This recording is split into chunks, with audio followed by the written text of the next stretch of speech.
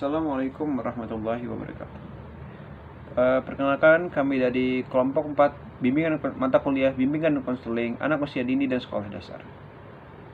Di sini kami akan mempresentasikan atau menjelaskan terkait dengan tentang pelibatan orang tua dalam pendidikan di sekolah. Sebelumnya saya akan memperkenalkan saya dan rekan-rekan saya terlebih dahulu. Saya sendiri Fatih Alamsyah, dan rekan saya yang lainnya itu Felnia dan yang lainnya Malia Rewarti. Baiklah, selanjutnya rekan saya akan mulai menjelaskan tentang materi yang pertama. Terima kasih. Perlibatan orang tua dalam pendidikan anak, khususnya pada anak usia dini, menjadi sebuah keniscayaan, yaitu Undang-Undang Republik Indonesia Nomor 20 Tahun 2003 tentang Sistem Pendidikan Nasional pada bab 15 Pasal 56 menyatakan bahwa masyarakat berperan dalam meningkatkan mutu pelayanan pendidikan melalui Dewan Pendidikan dan Komite Sekolah. Hal ini yang mendasari 3 pilar pendidikan nasional, yaitu sekolah, keluarga, dan masyarakat. Menurut William Banner, keluarga merupakan tempat yang paling awal dan efektif untuk menjalankan fungsi Departemen Pendidikan. Dalam keluarga, ayah dan ibu yang paling berperan. Orang tua adalah mitra keluarga, yaitu mitra sekolah. Orang tua merupakan pendidik pertama bagi seorang anak.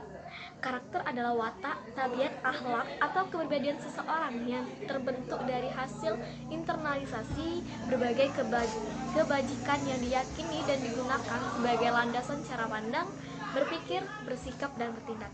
Karakter baik anak dapat dibangun melalui pendidikan, yaitu pada pendidikan karakter. Pendidikan karakter adalah sebuah proses transformasi nilai kehidupan untuk ditumbuh kembangnya dalam kepribadian seseorang sehingga menjadi satu dalam perilaku kehidupan orang tersebut.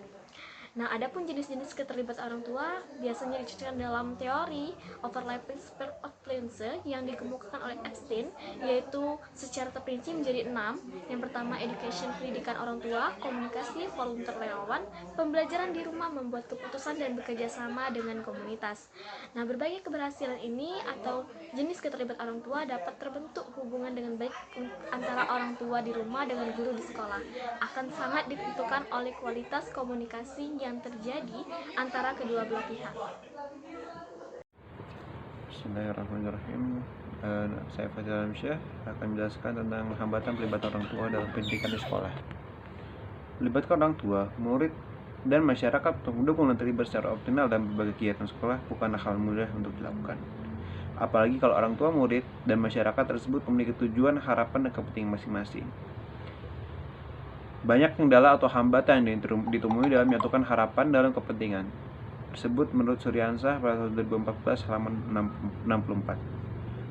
Menurut Suryansah pada tahun 2014 halaman 64, dalam praktiknya hubungan sekolah dengan masyarakat dalam rangka meningkatkan keterlibatan atau partisipasi orang tua, murid atau keluarga dalam pendidikan di sekolah ditemui sejumlah hambatan.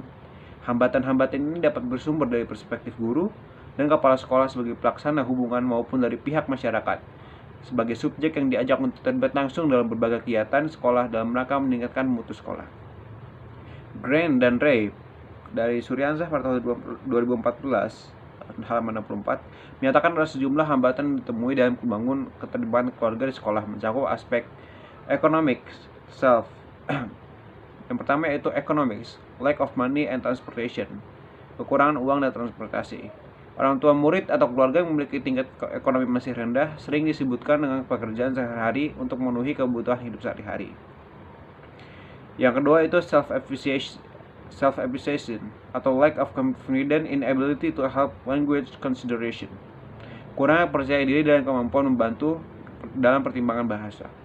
Hambatan ini berkaitan dengan kurangnya percaya diri dari masyarakat atau orang tua murid akan kemampuan untuk membantu sekolah. Demikian juga dengan pihak sekolah sendiri sering muncul perasaan ketidakpercayaan akan kemampuan untuk mampu membantu orang tua murid dalam mengatasi masalah-masalah pendidikan. Yang ketiga yaitu intergenerational factor, yaitu faktor orang tua yang terlibat. Faktor ini merupakan salah satu faktor yang dapat mengganggu terciptanya kemitraan dan keterlibatan orang tua murid dan masyarakat terhadap pendidikan di sekolah.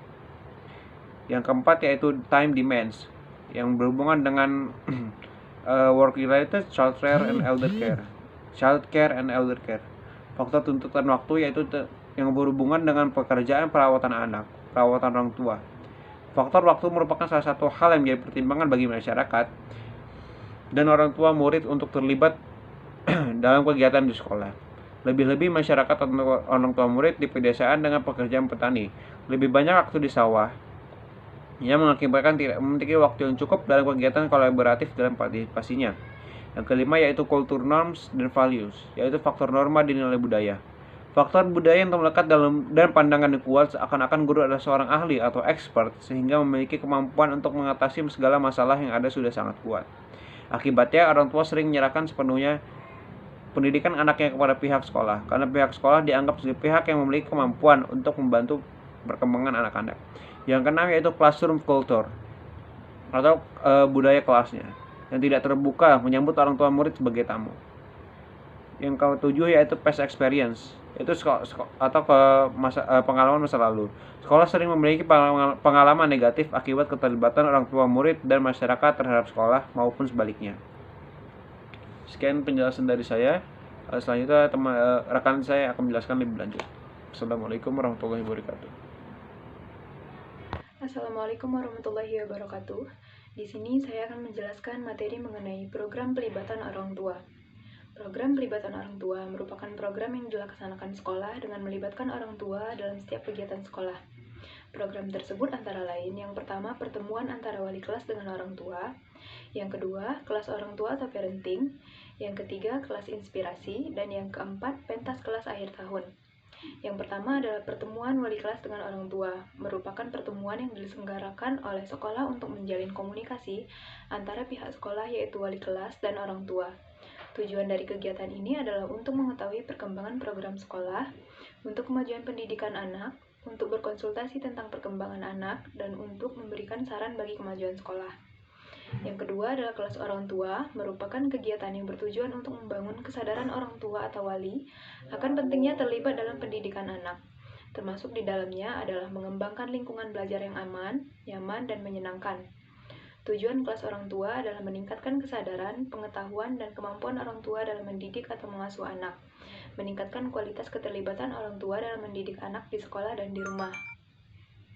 Yang ketiga adalah kegiatan kelas inspirasi, adalah kegiatan yang mewadahi profesional dari berbagai sektor untuk ikut serta berkontribusi pada misi perbaikan pendidikan di Indonesia. Kelas inspirasi merupakan aktivitas belajar mengenal beragam profesi, bertujuan untuk menyediakan media untuk orang tua atau masyarakat meraba, menyentuh dan merasakan langsung tantangan pendidikan di sekolah, serta memantau mereka untuk terus terlibat turun tangan dalam ikut membangun kemajuan sekolah. Yang keempat adalah pentas kelas akhir tahun, adalah sarana bagi anak untuk memperlihatkan kebolehan atau kreativitasnya yang diselenggarakan oleh paguyuban orang tua kelas, bekerja sama dengan pihak sekolah. Selain itu, juga sebagai ajang pemberian penghargaan atau apresiasi kepada anak, baik prestasi akademik maupun non-akademik, dan orang tua yang terlibat aktif di sekolah. Tujuan acara ini adalah untuk memberi tantangan sekaligus menghibur anak-anak setelah lelah belajar sepanjang tahun dan juga memamerkan hasil karya peserta didik. Sekian pemaparan dari saya. Wassalamualaikum warahmatullahi wabarakatuh. Baiklah, sekian dari kelompok kami. Semoga penjelasan kami berguna dan bermanfaat bagi peserta sekalian. Kurang lebihnya mohon maaf. Assalamualaikum warahmatullahi wabarakatuh.